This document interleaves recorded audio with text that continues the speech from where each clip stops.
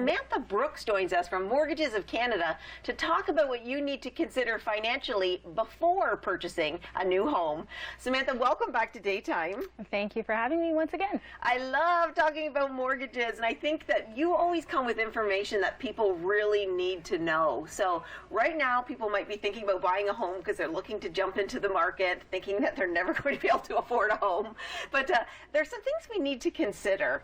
What is one major thing that you think people overlook? One thing that people overlook is how much they're actually spending every month. So when we look at your actual income, you can say, you make $60,000 a year, but you're not taking home $60,000 a year. You're only taking home the gross amount, the net amount. And so that amount is much less than what your actual pay is. When you look at the mortgage amount that you're actually able to qualify for, it does not match the payments. So if you're looking for a $350,000 home, your payments are going to be approximately $1,500, right? So if you say, well, I'm looking for something at $600,000, can you afford it? At $350,000, it's already at $1,500. So you have to really know your numbers, and it's really important for you to look to see, okay, how much cash flow do I have left over at the end of the month? I have to pay heat, hydro, water, I have to put away my rainy day fund, I have to pay property taxes, on top of the mortgage, travel, gas, everything has to be included in your budget before you actually start looking for a home, because you can really be setting yourself up for trouble.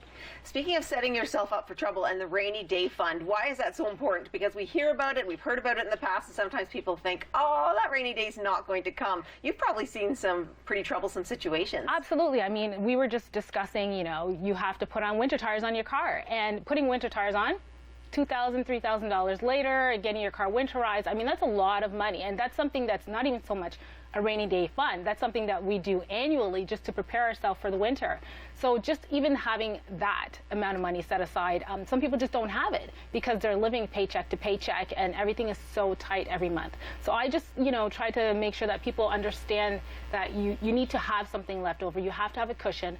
Put money away for the rainy day, put money away for your investments, for retirement, and just make sure that you're prepared.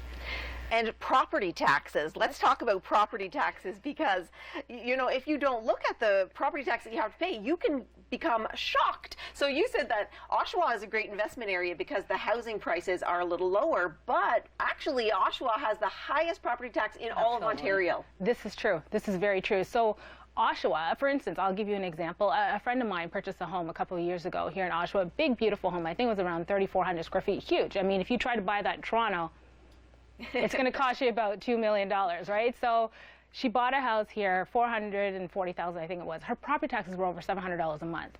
And she was like, well, if I had known, I would have just purchased something a little bit closer to Toronto and just offset it with the mortgage instead of the property taxes. But, I mean, these are things that you have to be able to do your research and know exactly what it is you're getting into before you sign the contract, right? And knowing about what you're getting into before you sign the contract, you can actually ask how much that particular house costs to heat and how much the water bill typically is with the family that's currently living there. Absolutely, and you should. That's something that you should do. Like, even if you need to say, can I see one of your bills or the last 3 bills that you had? That's something, any homeowner should be willing to offer that up. I mean, it really shouldn't be a real driving factor, but it helps you to prepare with your budget. So it's important to ask and make sure that you have all the numbers.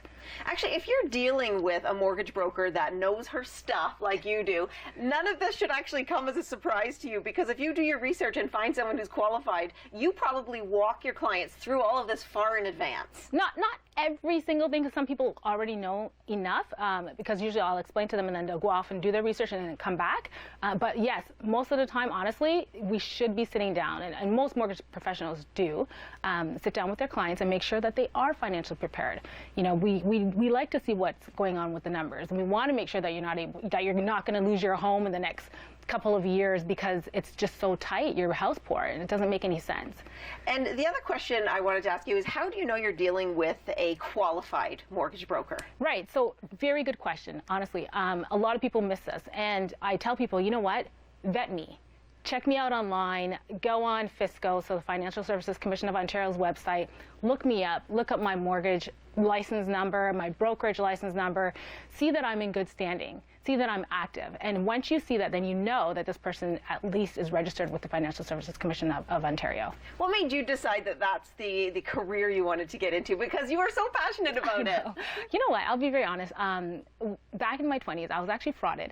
And I think we had this discussion I just remember that when you maybe said that. last year. Yeah, I was frauded. And I didn't know much about credit. And I wanted to know, okay, how did someone do this? And what does credit really do for you? So I just started to do my research. And I figured, you know what? If credit can help you buy a home, then buying a home and it's real property, great investment. Wow, you can really make a lot of money with your credit. So then I just got involved in mortgages. It was kind of just weird. I love it. That's a good way to do it. Find something you love to do and then make a career out of doing it. We only have about 15 seconds left, and the one last piece of information that I think is really good for people, potentially first-time home buyers, to know is that you want to also factor in the legal costs, the moving costs. There's so many on that actual day of moving that just suddenly flow to you. Exactly, and I tell people, you know what, make sure you don't just have your 5% plus your closing costs. Remember, purchase price plus 1.5%. So the 1.5% is your closing costs. Great. Thank you so much for being here today. Up next, we have the Shelf Genie. Stay with us. It's important to know.